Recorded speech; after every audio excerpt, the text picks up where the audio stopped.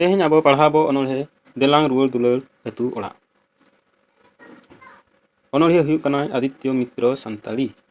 Barrier सान्ताली education रे सनाम को सगुन दाराम। तेहें अब बो पढ़ावा देलांग रुआर दुलार अतु ओड़ा। तबे एहो मांग रे होला जहाँ बो पढ़ाव ए तहे डॉक्टर डोमान साहू समीर दो 30 जून 1924 एंड 36 1924 रे जन्म लेना। तबे मेन भूल लेन खातिर इन इकइन खोजोग कना। तबे इना दो तेहेना साताम चेतान रे मोने बो एम्मा आर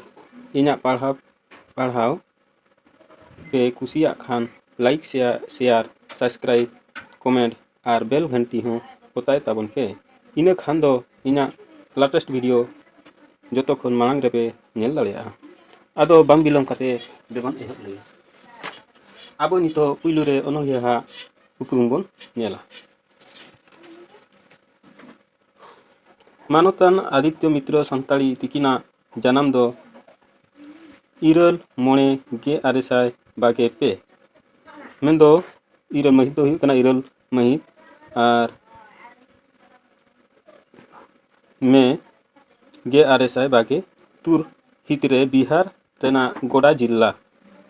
पिंडरा हाट अतुरे हुई लेना। अकिनी आपा ᱧᱩᱛᱩᱢ दो हुयुग कान तेकिना खपू और आजा दो मूल ᱧᱩᱛᱩᱢ ताहे कान तेकिना मगन हेम्ब्रम। तेकिना मूल ᱧᱩᱛᱩᱢ जहाँ ताहे कान मगन हेम्ब्रम ताहे कान तेकिना उनकिन सावते उनकिन सावहेद दरदिया दो सावता दरहो बाखरा हों अडिगान किन कुरुमुटु लेआ। अकिना पार्साल सदर आकान पोतब कोदो नोआ को काना। पुइलु रे हुयुग काना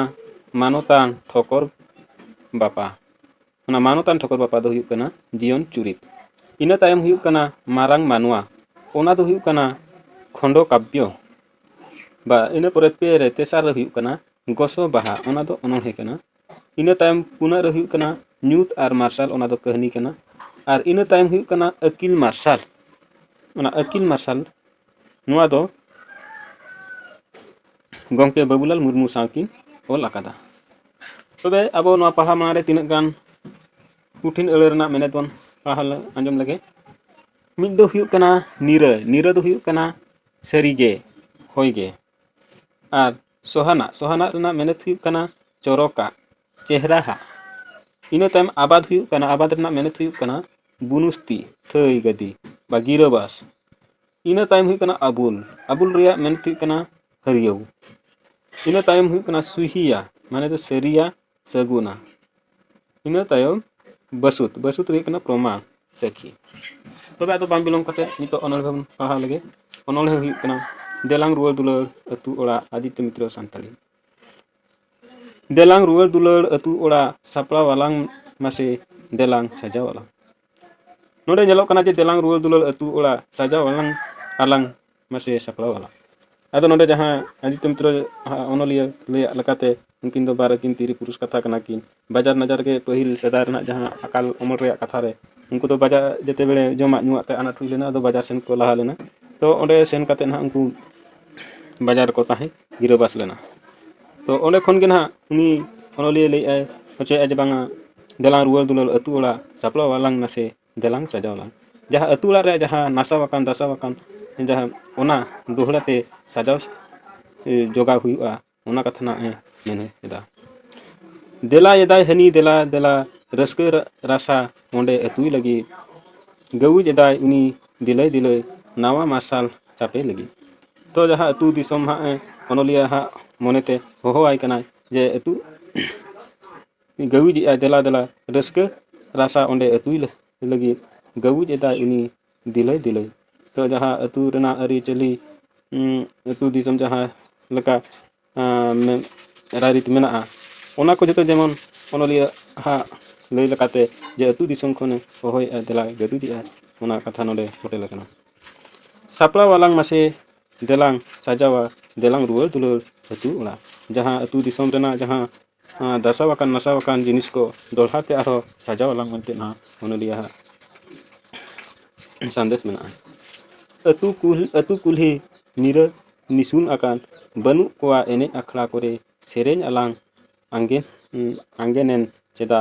nade thir tumdak tamak haire. Acha abo jaha atu disum nira nisun akan jaha atu disum kon holma ko bajar sing ko sen idi kana to atu rena do na ado sunsan akana phaka akana banuk kowa enej akhड़ा jaha atu re pahil lag enej iman enej ko tahe kana ona ko bai bai te na malot idi kana kom idi kana sereny alang anggenen cheda sereny ko onka ge hiring idina sare thir sare ko tunda tama ko onka bako tui da bang sare kana ona katha node onolie photo laga atu kulhi delang sobha sahana delang ruwal dulal atu ola manan jaha lekha atu kulhi injo tahe kana sobha kintu ako jete bele bajar nazar ko chalai na ona jaha je atu kulhi ko sobha kan len tahen ona ko do nasaw lena ona ge arho dohate saja ruwal mente meneda ina tahen hu kana ari chali joton jo joaw lagi Chas आबास अबुल होचोय लगी हरियर धरती नापाय सोहान लगी सोनत संदेश rusk साजाव लगी ताले नोडा जे main अजे जे अरी चली जतन जोगा जहां अबवा संताल अरी चली नियम कानून धर्म कमी बंगा बुरु कमी होरा जहां लका मेना चास आबाद ये चास बास रे कमी ओना को भगी चलका आरो दोहा जोड़ा अगु हुआ नापाय हुआ हरियर के धरती नापाय बन नेल होचो लगी सोनत संदेश सपड़ाव पासनाव लगी अब ये अतु ओला रुवल हुआ रोपा रुवल हुयु अतु ओला देला रुवल दुलल अतु ओला जहां लका ओना नसाव कना चास बास अरी चली जहां बंगा बुरु कमी होरा को ओना को चलका आरो दोहाते साजा हुआ ओना कथा नोडे मेने कना बांग दो आलम मितेन तेहेन संगीन बोतर तेदो गातेन खाटो गिया खली डाहार जेलेन सुरु गिया संगीन और तोरे अच्छा नोडे ना जहां जुरीता मेताय कना बांग दो आलम मितेन्या तेहेन दो ना जहां बाजार में आका किना ओंडे खन किन हेजु लगी आदे मेताय कना बांग दो आलम मितेन्या संगीन बोतर तेदो गातेन जहां संगीन गे रहोगे किंतु आलम बांगाया मेनते खाटो गिया खटी डाहार जेलेन सुर गिया संगीन हर मतलब मेंदो मोने मेना खान दो ना खाटो गिया सुर गिया मेनते ना मेना कदा निंदा तायम हुयु गिया सेता देलांग रुवल दुलो अतु होला जहां लका निंदा तायम हुयु सेता पुरे निंदा ओनका जहां मेना तो नोंका गे ना अबो नितो नासाव कना तो ओना को सोजे लखान गे ओना दो मार्शल रुवलआ इना तायम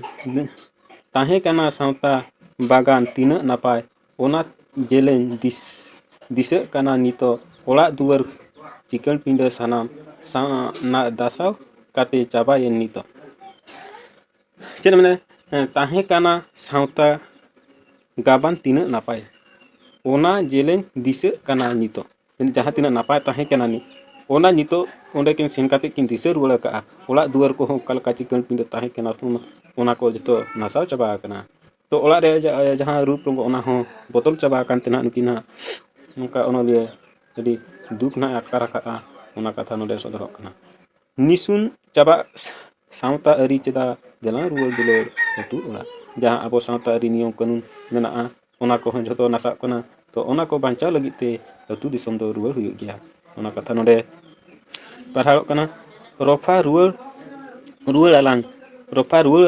सिरजन सरी बीर बुरु दानांग गड़ा नाला सावहा रुवल अलांग सानाम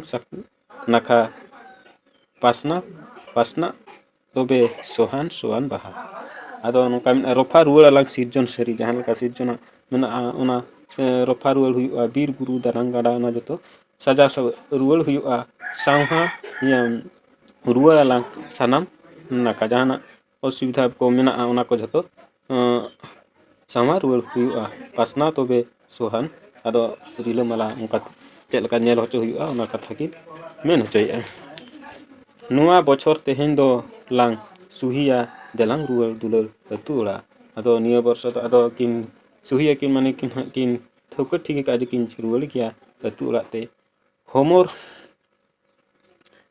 लांगा काने जानम आयो लांगा काने हनी जाहिर एरा सावहा यालांग देलांग जानम बसुर साजा वालांग सानाम साजमा मा नावा साजा वालांग सानाम साजमा नावा आदो जहाना Homer homor langgak kan janam ayo hohoyai langgak kanai to